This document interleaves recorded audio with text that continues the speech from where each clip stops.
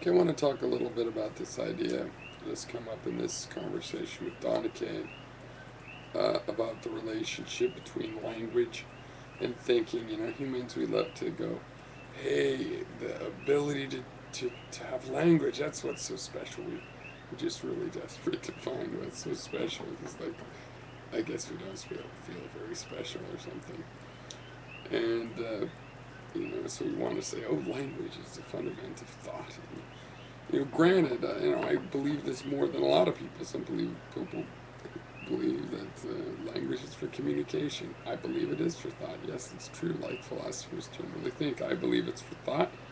You need a personal language to do linguistic thinking. Is very, very useful.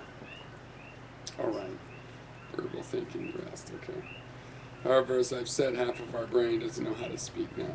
Donna Kay pointed out, comments, well, no, when the corpus callosum is intact, they both speak. Yes, but when it's not intact, one of them can speak, one of them can't. So we know that one of them can't speak, okay?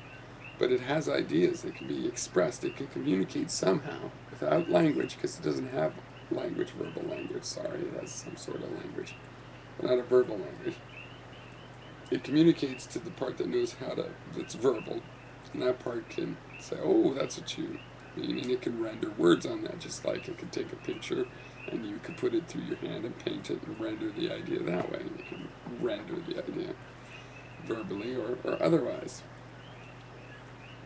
This shows that you can have, I think, fairly complex thoughts and not be able to put them in words, because ideas are like that, You can render them with language in many other ways, and the fact that there's many ways to render them, and the fact that you can take something, brain that's nonverbal and somehow communicate it in a nonverbal language, enough information that you can render it verbally, that shows that there's concepts.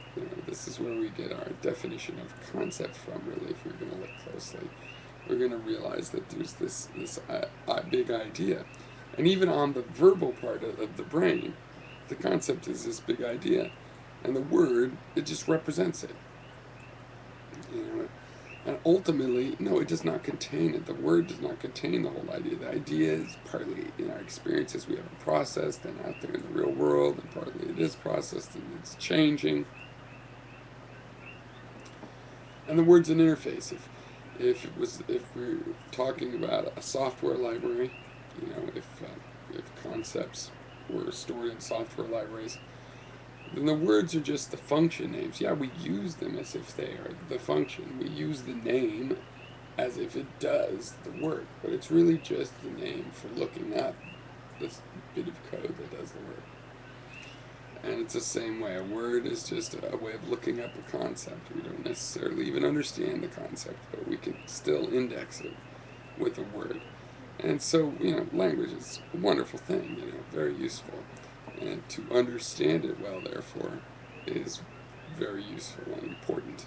And we have a fucked up, weird, screwed up idea of language because we just don't get this. Those of us that specialize in studying language, we have the high incidence of not understanding language in this way, of fetishizing our appreciation of language into, and this is not a reply to Donna Kate. I'm not saying he's doing all this. This is a big movement in philosophy, in the history of philosophy, of having this attitude that, thinking in language, there's some lockdown in there and it really holds us back from all the nonverbal processing we're really doing and understanding it. If you're only doing verbal processing, then you have not broken your words down into the component ideas.